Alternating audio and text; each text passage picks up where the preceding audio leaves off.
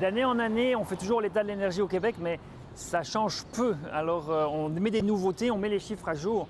Mais depuis 10 ans, malheureusement, là, c'est à peu près les mêmes choses qu'on dit, qu'on répète. Les tendances sont les mêmes. Là, les parcs de véhicules augmentent. On ne change pas nos comportements, on ne change pas notre consommation d'énergie.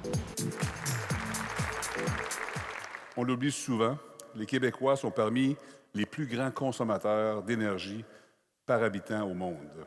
On constate une forte hausse de la demande d'électricité et les mégawatts se font de plus en plus rares. Parmi les projets qui consomment beaucoup d'énergie, notre gouvernement va s'assurer qu'on choisisse les plus pertinents sur le plan économique et le plan environnemental.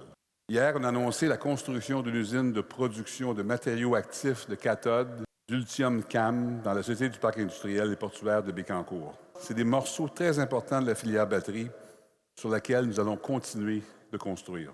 C'est des beaux projets industriels, c'est très bien, mais ça ne va pas changer notre consommation d'énergie. Les batteries font partie de la transition énergétique, mais mettre trop l'emphase là-dessus, c'est pervers parce que ce n'est pas envoyer le message à la population et aux entreprises qu'il faut changer plus fondamentalement nos modes de consommation, notre mode de transport et même l'aménagement du territoire.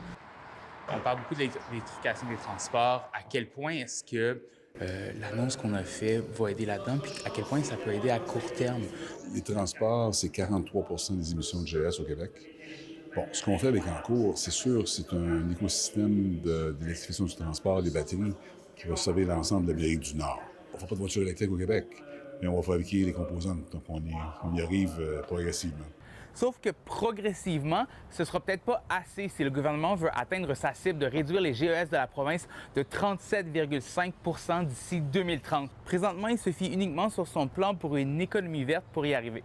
Le plan actuel, c'est essentiellement la reconduite de programmes qui ont été inefficaces dans le passé et qui, en fait, sont même pas comparables avec nos émissions réelles. Pour donner un exemple, une voiture électrique, c'est considéré comme se remplacer une voiture à essence. Et donc, ça pourrait enlever 2 tonnes de GES par année.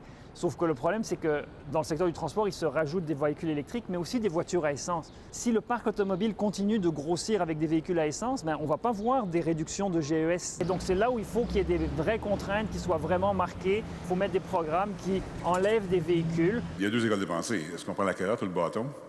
Et moi, aujourd'hui, après 6 mois de travail assez intense dans cette filière-là stratégique, je pense que les comportements peuvent être modifiés sans bâton. Je pense qu'il y a un manque de communication, il y a un manque de compréhension des Québécois. Puis c'est de la faute des gouvernements, la faute de tout le monde. Il faut expliquer aux Québécois qu'est-ce qui se passe présentement.